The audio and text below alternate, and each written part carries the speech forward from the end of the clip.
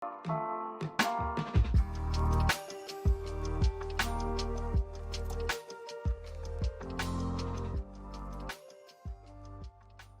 pessoal, tudo bem com vocês? Eu sou o Grego e esse daqui é o meu canal.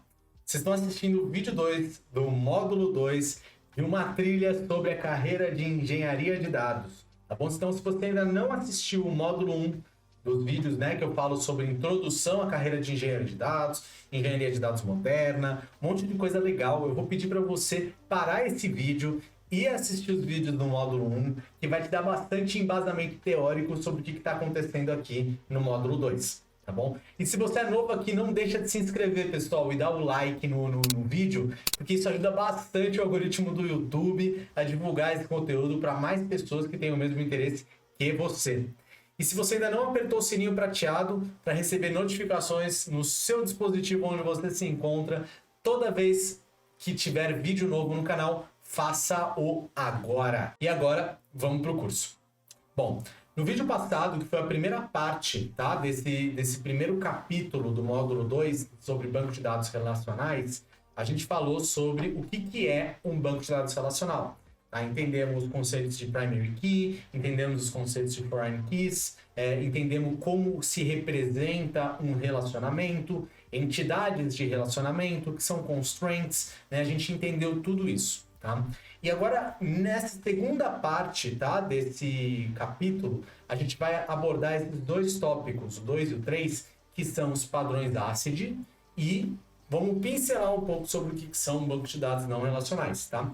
Então, os padrões ACID, pessoal, só para deixar claro, são os padrões de integridade de um banco de dados relacional. Tá? Então, lembra da aula passada que a gente falou que uma entidade de relacionamento ela tem que ser íntegra? Não existem celulares sem clientes, não existem filhos sem pais, certo? Então, essa relação ela deve ser representada integralmente pelo banco de dados a qual ela faz parte, tá? E é através do padrão ACID que a gente consegue garantir isso, tá? Vamos aqui nele. Então, o que é o padrão ACID, né? Uma definição breve. O padrão ACID visa atribuir ao banco de dados uma série de premissas que visa tornar o mesmo íntegro. Então, integridade. Essa palavra a gente está usando bastante. Ela é a palavra de um banco de dados relacional. Tá? Então, estou fazendo um pequeno adendo aqui. Um pouco na dislexia, foi mal.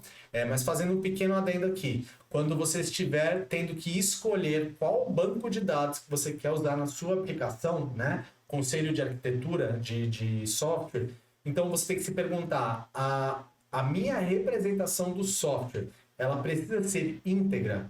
Eu, por exemplo, estou fazendo aqui um software para um hospital de recém-nascidos, né, onde eu tenho que representar a relação de pais e filho, né? Se sim, você pode estar precisando utilizar um banco de dados relacional aí na sua arquitetura de software, tá?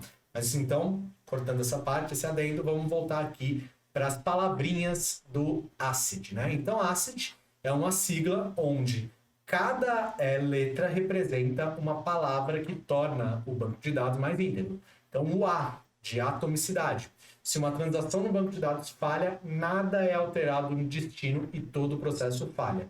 Então, um software de banco de dados relacional, ele é um software que vai sempre garantir a atomicidade do banco. O que significa isso, Grego? Significa que se eu fizer uma operação de transação no meu banco de dados, que a gente vai entender no próximo capítulo, o que é uma operação de transação, como, por exemplo, um insert, um update, né, que são essas operações que manipulam o banco de dados, que significaria isso? Né? Que ao fazer um insert em uma tabela do banco de dados, eu estou inserindo uma nova linha, uma nova entidade. Né?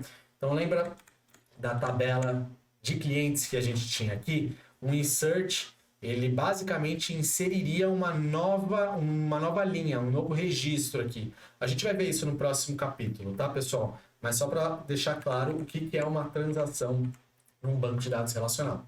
Então, se essa transação falhar por algum motivo que seja, nada será alterado no banco de dados. A transação inteira falha, né? Então, ou é tudo ou é nada. eu não consigo fazer nada no meio termo no banco. Ou seja, eu não vou inserir um registro pela metade.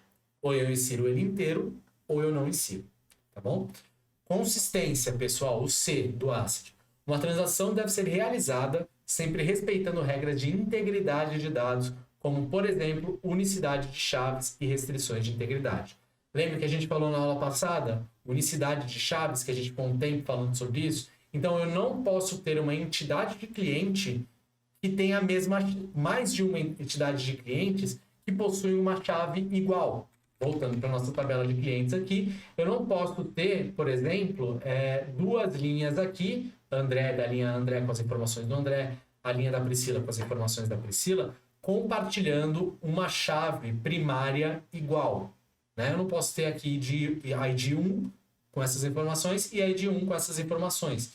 Essas informações de chaves primárias, elas precisam ser únicas para manter a consistência da informação na sua arquitetura de banco de dados, na sua modelagem de dados. Assim como restrições de integridade. Não podem haver filhos sem pais, não podem haver celulares sem clientes. Você não pode deletar um cliente sem antes deletar todos os celulares daquele cliente. Ficou claro? Não dá para usar esse exemplo com pais e filhos, né? Porque senão seria um pouco mórbido. Então a gente usa com celulares. Isolamento, pessoal, o I do ACID. Transações paralelas que podem afetar um mesmo registro no banco de dados não podem conflitar umas com as outras. Então, em um momento de concorrência, eu estou inserindo no mesmo registro aqui, por exemplo, aqui o registro de cliente. Eu estou inserindo, fazendo um update na idade do cliente. Né? Estou fazendo um update aqui na idade do André. E eu tenho dois softwares que fazem isso. E calhou dos dois softwares executarem um update na mesma linha do André ao mesmo tempo. Nunca será exatamente no mesmo milissegundo, mas digamos que eles estão operando no mesmo registro num tempo ali exatamente igual, tá?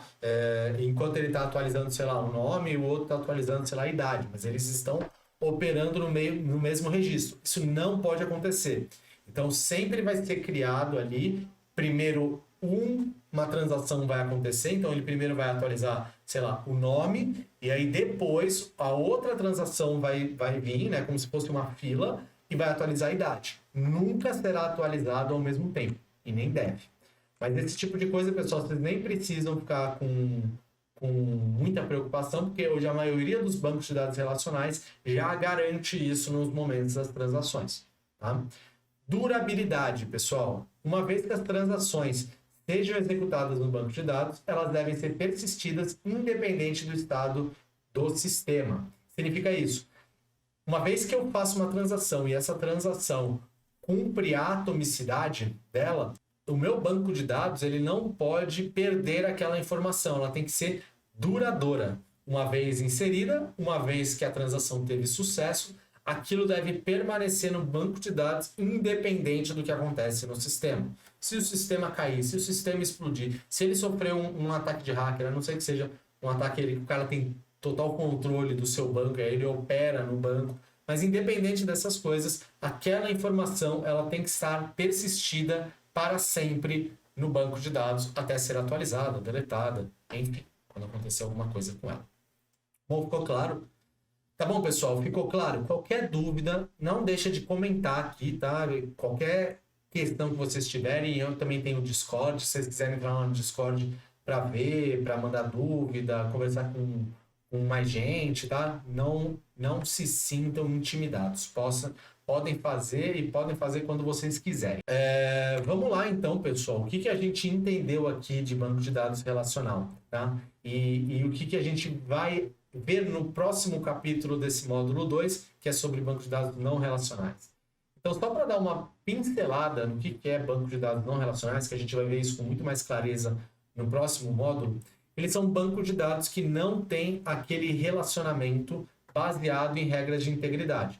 Eles até possuem um relacionamento, eu consigo ter uma representação de uma chave primária numa tabela A de um banco de dados não relacional e uma representação daquela chave primária, ou seja, chave estrangeira, em uma outra tabela no banco de dados não relacional. Só que não existe, num banco de dados não relacional, as constraints que garantem a integridade, a consistência, a atomicidade do padrão ACID em um banco de dados não relacional. E é por isso que é dado esse nome para ele, tá bom?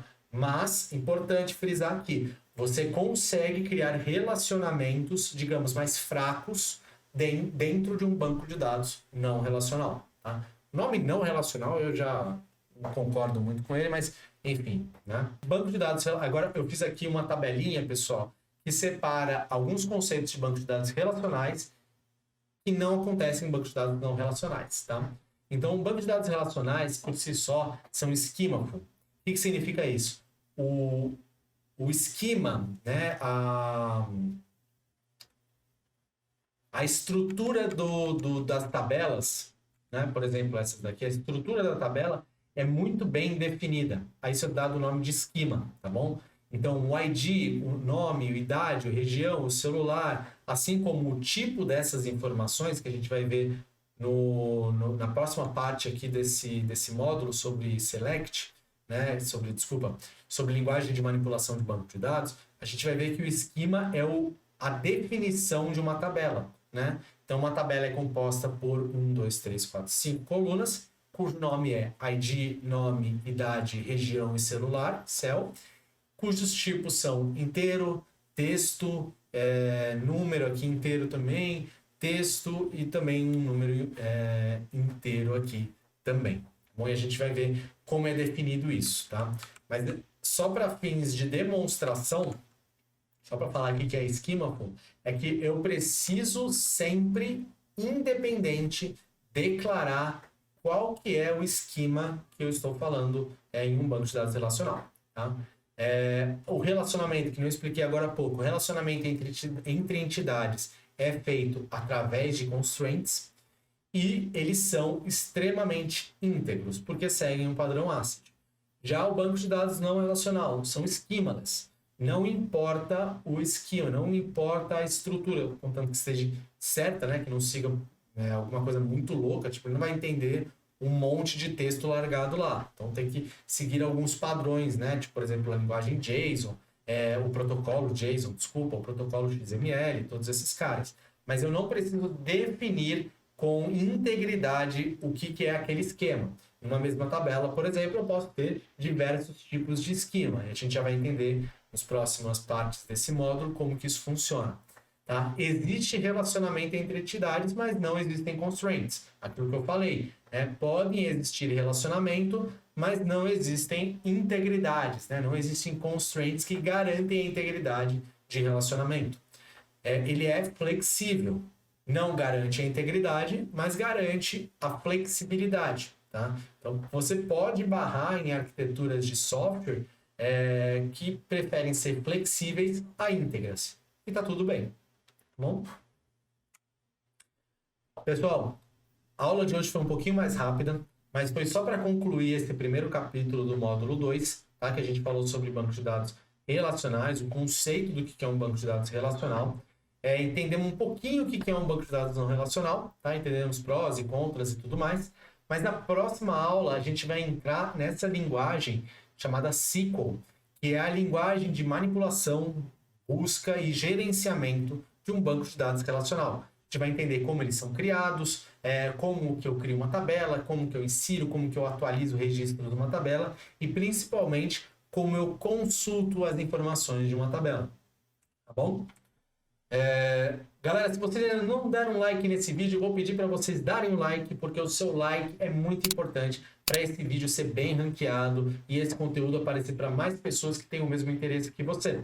E se você ainda não é inscrito no canal, não deixa de se inscrever, tá? Que tem bastante conteúdo bom para sair ainda, tem bastante coisa legal que vai sair. Assina aqui o sininho prateado, tá? Para receber notificações no seu celular ou no dispositivo que você se encontra quando tiver vídeo novo.